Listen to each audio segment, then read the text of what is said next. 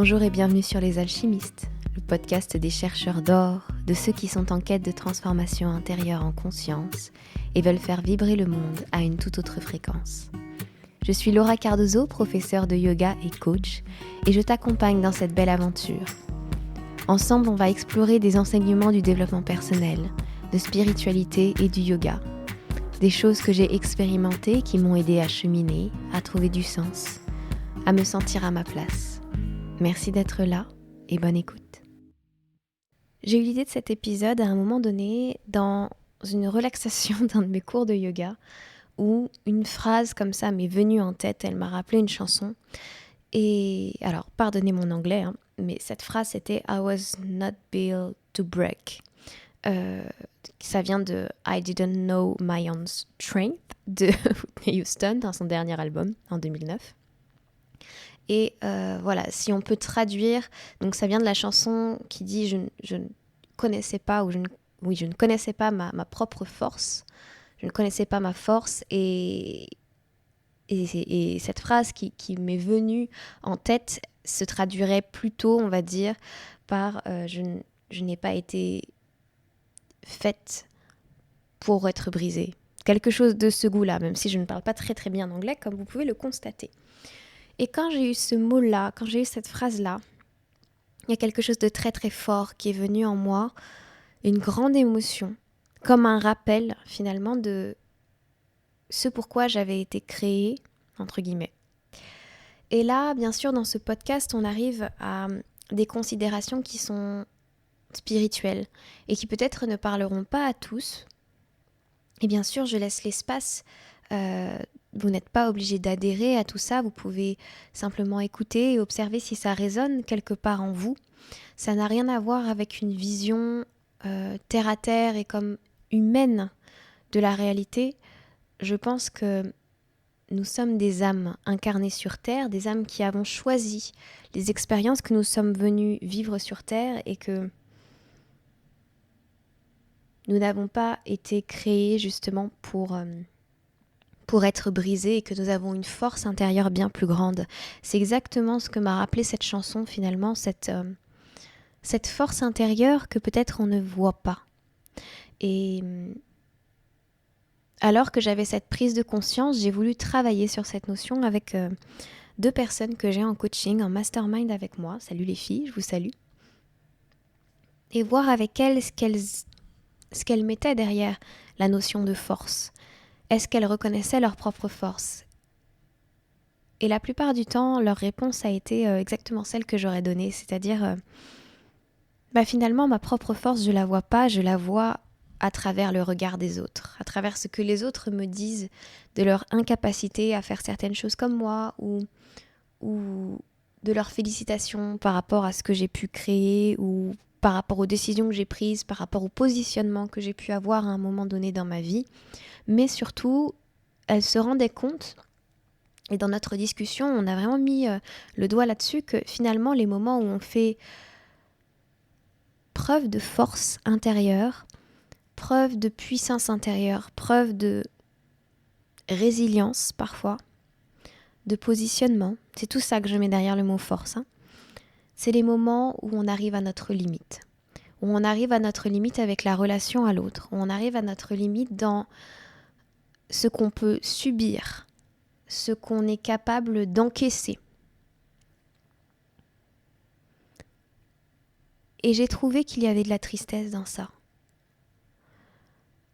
Bien sûr, ça fait partie de notre expérience humaine d'être poussé à certains moments à une limite pour pouvoir comprendre que nous avons des limites, que nous ne pouvons pas subir quelque chose indéfiniment, qu'il est bon pour nous de poser des limites avant de la dépasser. Je pense que c'est ça l'expérience qui vient avec le fait d'arriver au bout de quelque chose et de traverser cette limite. C'est cette expérience de « ok, j'avais pas vu qu'il y avait une limite, j'avais pas vu que je ne pouvais pas donner sans cesse ou que je ne pouvais pas subir sans cesse et qu'il me fallait trouver la force à un moment donné. Et comme j'étais au pied du mur, alors j'ai trouvé comment l'escalader. Je ne savais pas que j'avais cette force en moi, je ne savais pas que j'étais capable de faire de l'escalade, mais finalement j'ai fait et ça m'a libérée. Et je me suis même pas rendu compte sur le moment. Ça, c'est vraiment des phrases que j'entends énormément et je trouve ça à la fois beau parce que là où notre puissance peut être expérimentée de la manière la plus forte et dont nous nous rendons compte peut-être qu'il y a de la puissance dans notre manière de faire, qu'il y a une force intérieure dans ce que nous faisons, c'est quand justement nous arrivons à cette limite. Mais est-ce que nous voyons toutes les formes de force que nous avons au quotidien? Est-ce que nous nous relions à cette force quotidiennement, dans la manière dont nous nous positionnons, dans la manière dont nous parlons avec les autres? La force, telle que je la conçois, n'est pas une force qui écrase, c'est une force qui protège, c'est une force qui protège.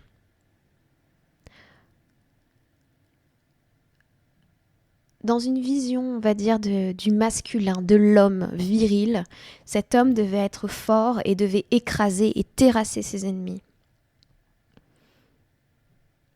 En tant que femme, on a beaucoup, ou la société en général a beaucoup valorisé ça, cette force-là. Et parfois, nous n'avons pas su comment nous placer par rapport à ça. Moi-même, en tant que femme, ma façon de me positionner dans la vie était toujours avec une force qui écrase, avec une force qui dit, voilà, ce poing sur la table qui veut faire mal,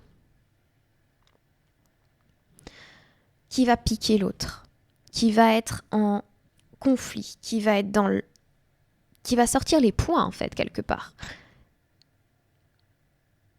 Or aujourd'hui, je pense qu'il y a une autre manière d'utiliser la force. La force peut être pleinement intérieure, la force peut être dans la manière dont on va accepter de vivre nos émotions. La force peut être dans la manière dont on va dire non sereinement, dont on va poser des limites pour nous protéger, pour protéger la relation avec l'autre, pour donner l'exemple aussi peut-être. Il n'y a rien de plus fort, selon moi, que quelqu'un qui pose sa limite avec tendresse, avec gentillesse, avec amour, quelle que soit la réponse en face, quel que soit le retour qui reste dans cette force de gentillesse, dans cette force de...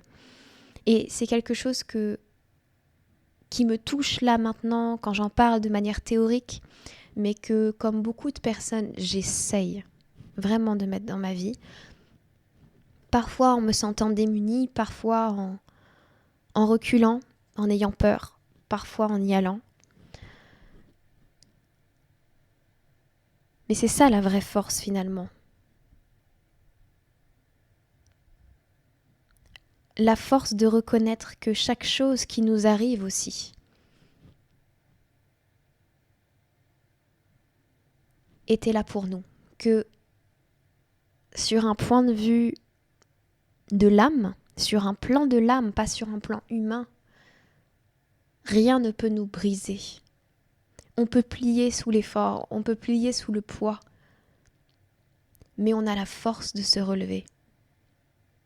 Et je sais que quand je parle de ça, ce n'est pas à l'humain que je m'adresse en nous, c'est à l'âme qui a déjà vécu des vies, etc. L'âme qui a... J'en ai pas beaucoup parlé avant sur ce podcast, mais je trouve que c'est un bon sujet. L'âme qui a commencé avant de s'incarner dans cet humain, qui savait ce qu'elle allait vivre.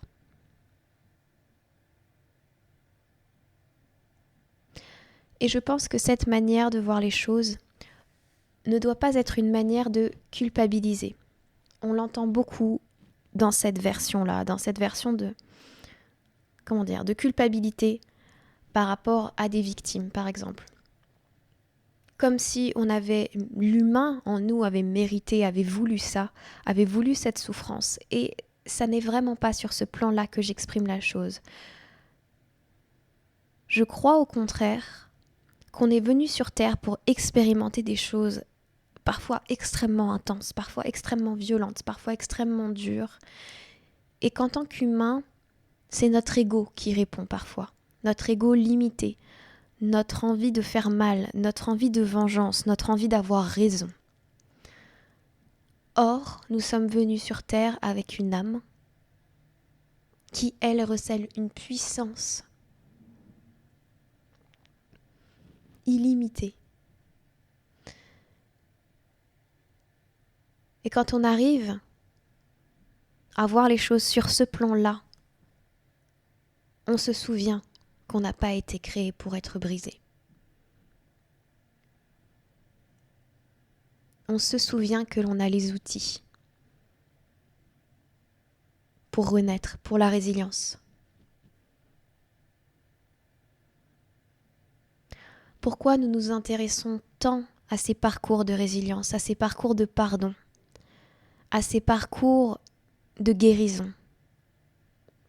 Parce qu'ils nous rappellent ce pourquoi nous sommes là. Pour reconnaître notre force. Et si j'avais un message à donner à toutes les personnes qui ont été victimes d'abus, qui ont connu la guerre, qui ont connu des violences,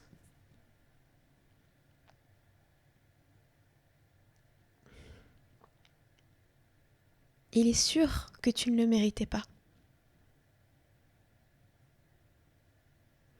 Et il est sûr aussi que tu es puissant, que tu es puissante.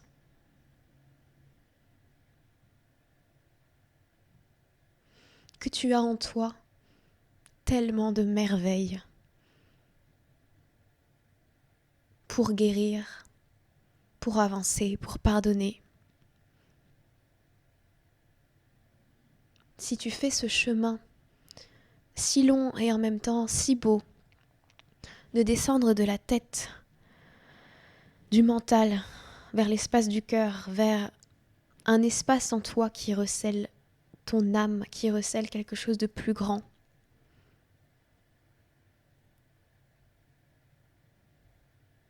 Tu seras infiniment guidé. Et tu vas reconnaître ta force. Et en reconnaissant ta force, tu aideras le monde à faire de même. Aujourd'hui, on véhicule beaucoup de messages sur l'importance de reconnaître un statut de victime, et je suis absolument d'accord. Je pense que c'est un travail important à faire dans le monde, et qu'il y a un travail aussi important à faire, c'est de reconnaître la puissance de chacun. De se souvenir de cette phrase. Je n'ai pas été faite, je ne suis pas née pour être brisée. Je ne peux pas être brisée. Mon humain, mon ego peut se sentir brisé. Je peux avoir de la douleur. Je peux vivre des torrents de larmes. Mais je peux être encore debout. Je peux faire un chemin de résilience, un chemin d'amour.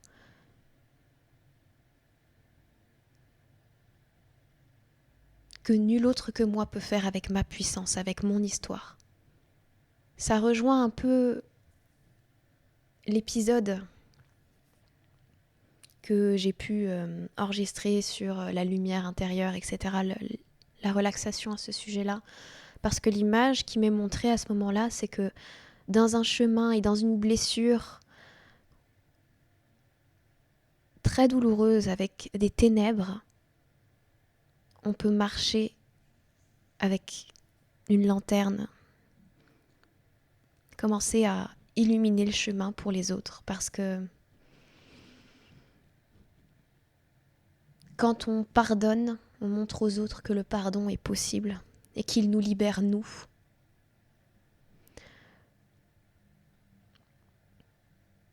Quand on réapprend à aimer, on fait exactement la même chose. Quand on réapprend à se sentir en sécurité, on rend cela possible aux yeux des autres. Et donc on le fait pour soi, évidemment, pour son bien-être.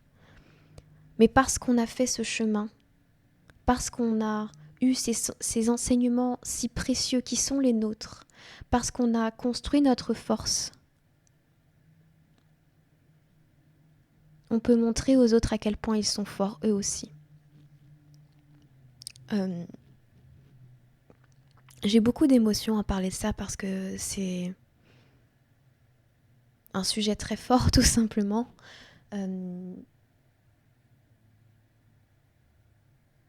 Parce que certains vont choisir aussi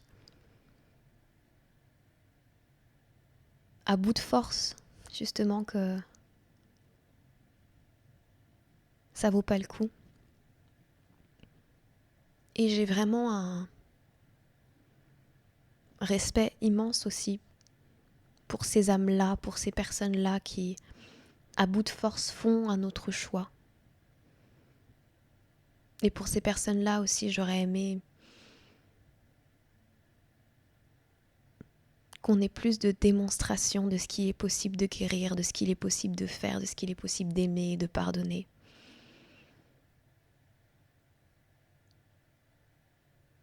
Et j'ai un grand respect aussi parce que c'était le chemin de leur âme, c'était le chemin de guérison aussi qu'elles proposent à leurs proches. Et j'ai la foi que tout arrive pour une raison.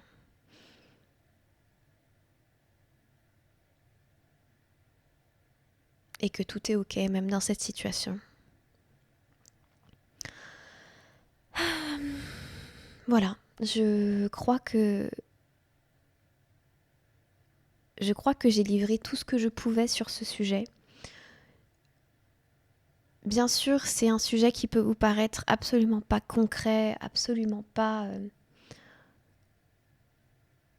absolument pas concret. Comment je retrouve ma force? C'est quoi ma force? C'est tous les exemples que je vous ai donnés et c'est tous les exemples que vous allez trouver. Parce que j'aimerais vous donner, si c'est possible, si ça vous parle, un exercice. Pourquoi pas dans les commentaires, pourquoi pas juste dans vos carnets.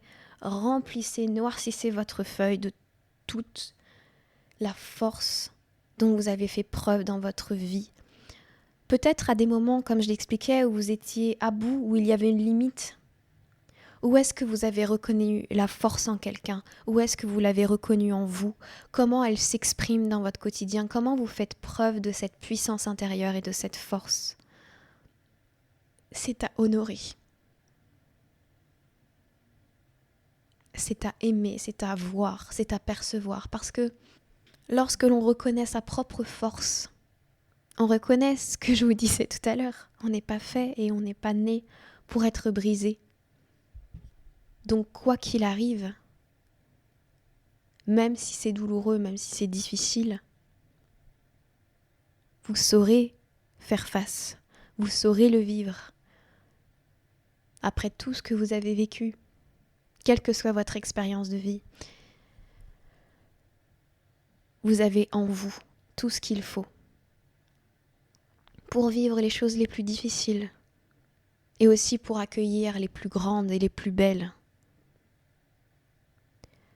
Je le dis beaucoup dans ce podcast, le rôle de notre mental, de notre ego, c'est de nous protéger, de ne pas, de la peur en tout cas de revivre certaines choses, et justement on va en parler dans l'épisode suivant, de la peur de mourir, des peurs qu'on peut avoir, des schémas ou des choses qui se passeraient mal. Mais quand on se souvient et quand on voit à quel point on est quelqu'un de fort, à quel point on est quelqu'un de puissant, dans un paradigme assez différent de la force que l'on voyait dans les dessins animés ou que l'on représentait chez les hommes dans une espèce de masculinité assez toxique finalement. Quand on se reconnaît une grande force comme celle-là, alors c'est plus facile de voyager. Si vous ne vous reconnaissez pas votre force, si vous voyagez en vous pensant faible, vous aurez beaucoup plus de difficultés à sortir de votre zone de confort, à oser. Mais ça, ce n'est que parce que vous croyez que vous n'êtes pas puissant, parce que vous croyez que vous n'êtes pas fort, parce que vous ne croyez pas en votre force intérieure, en votre pouvoir intérieur. Du jour où vous y croyez, du jour où ça prend place. Alors c'est comme si vous basculiez définitivement dans cette force. Quand on arrête de croire qu'on est quelqu'un de faible, on arrête de se mettre dans cette position. Et on prend courage pour prendre sa force. Voilà ce que j'avais envie de vous dire, voilà tout ce que j'avais envie de vous partager sur ce sujet. N'hésitez pas à écrire tous vos moments de force, là où vous les avez reconnus chez quelqu'un que vous aimez ou autour de vous. Allez le voir tous les jours, ça, à quel point vous êtes puissant. Souvenez-vous-en. Et là-dessus, je vous laisse, je vous embrasse fort et je vous dis à la semaine prochaine pour un nouvel épisode. Namasté.